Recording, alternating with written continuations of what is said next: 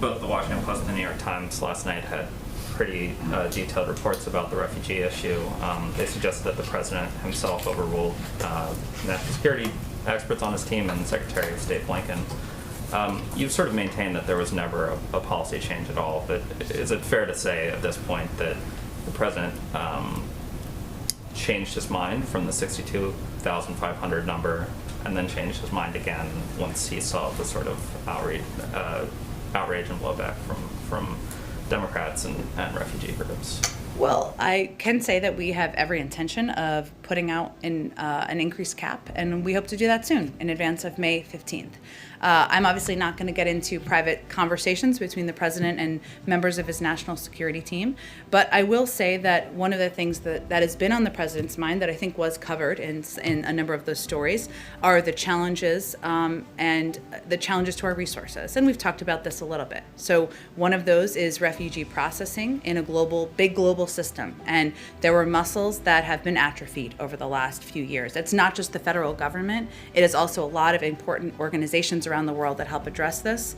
And his concern was in part, is that system prepared? Now, by setting a larger cap, which we have every intention of doing, we are sending a message: get your muscles back in action so that we can welcome more refugees and continue to strive toward the goal that he has always maintained of 125,000 refugees for next year. Our policy has not changed on that front. We've always wanted to reach 125. It's just a matter of what we think we can get to this year.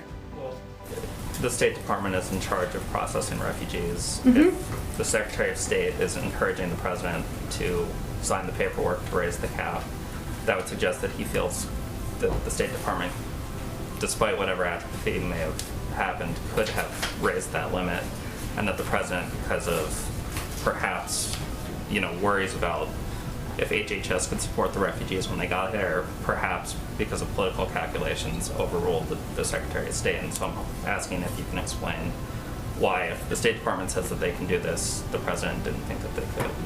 Well, first of all, it's setting a cap, right? It doesn't answer the question of whether we can reach that. This is an important point of whether we can reach that point.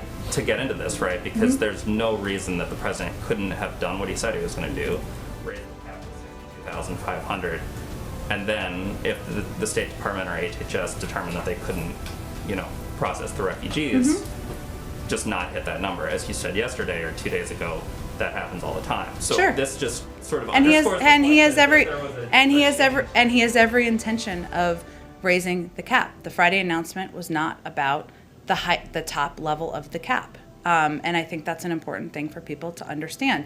But I'd also say, as you alluded to in your question, the State Department, yes, they do the they do the vetting, which is an important part of the process and can take months. And there are a low number of refugees that are currently through a security vetting process, despite numbers that have been put out there and in reporting, which are inaccurate.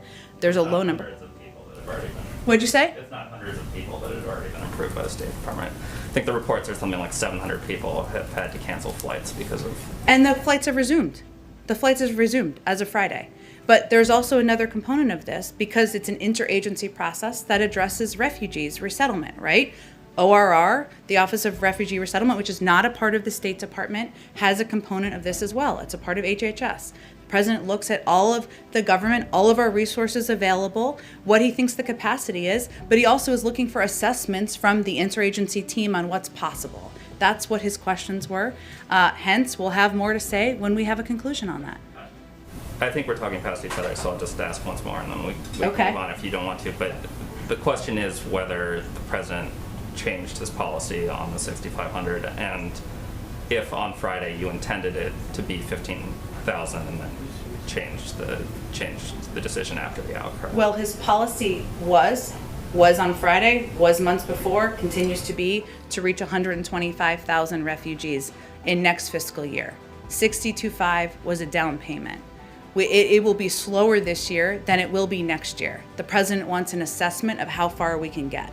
That's what he's looking for. The State Department has a component of that. HHS is a component of that. We're going to look at all of that. And the refugee cap, and the point I've been trying to make, which I know you don't love, but that's okay, but to others, is that the cap is something that is not typically reached We wanted to send a clear message. We are a country that is welcoming refugees. We recognize that that is not the message that was sent, and so we reassessed. But it's not a change in policy. It's just making sure we're sending a clear message to the world about who we are. America's back. We're welcoming refugees. We need to get our muscles back working again, and we'll have an updated cap hopefully soon. Go ahead, Trevor. I'm just a little bit confused about what changed between 1 p.m. on Friday and around 4:30 p.m. on Friday to go from we're not raising the refugee cap to we are raising it by May 15th. What changed in those 3.5 hours? Well, I think as I just outlined, we never said we're not raising the refugee cap. In the morning we said, actually, and with the information we put out, was that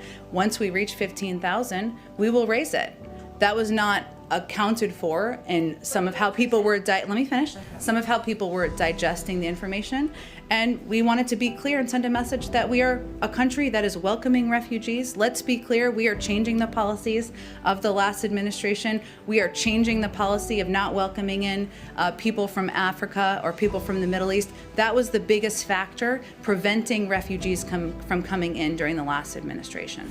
So are you saying this had nothing to do with the pushback from some Democrats on Capitol Hill, from Senator Dick Durbin to Congresswoman Alexandria Ocasio-Cortez? I don't think you've articulated to me what our change in policy was. What was our change in policy from the morning to the afternoon? Executive order from Friday morning said that the admission of up to 15,000 refugees remains justified, period. And yes, there was a caveat that you could raise that cap later, but I mean, it explicitly That's a pretty says that important right there. caveat, that when we reach 15,000, a subsequent presidential determination could be made. And again, the biggest challenge, because people weren't understanding what we were conveying to the public and weren't conveying what we were trying to project to countries around the world. And it's incumbent upon us to make sure there's an understanding of what the president's policies are, what he's trying to achieve, and what he feels morally is that we're going to welcome in refugees from around the world. Change the policies from the past administration where they were not welcoming in refugees from the Middle East and Africa. And that was important to him to take that first step and move it forward. The line said the admission of up to 15,000 refugees remains justified. And Can you understand how some people would interpret that? Well, I think we all the have a way that we did? responsibility to provide all of the context. And so what I'm conveying is that we also included is reached that a subsequent presidential determination would be issued to increase admissions. And again, the battle is not the cap. The issue has been the limitations that have been put in place in the past. We overturned those and changed those, and it was always meant to be a first step. Back to my other question, does this have anything to do with the pushback from Democrats on Capitol Hill? I don't think you've articulated what our change in policy is, so go ahead. My job to do that. That's not my job to do that. It is if you're asking a question. Go ahead. I'm asking about the pushback from progressives on Capitol Hill. But what was our change from the morning to the afternoon? The change from the morning to the afternoon was that you explicitly said the admission of up to 15,000 refugees remains justified, and in the afternoon you said that the president would be raising the cap on or before May 15th. In the morning, we also said that if 15,000 is reached, that a subsequent presidential determination would be issued to increase admissions. That was not clearly understood. We felt it was incumbent upon us to make sure people understood and were clear that our objective was to welcome in more refugees, and we remain committed to our goal.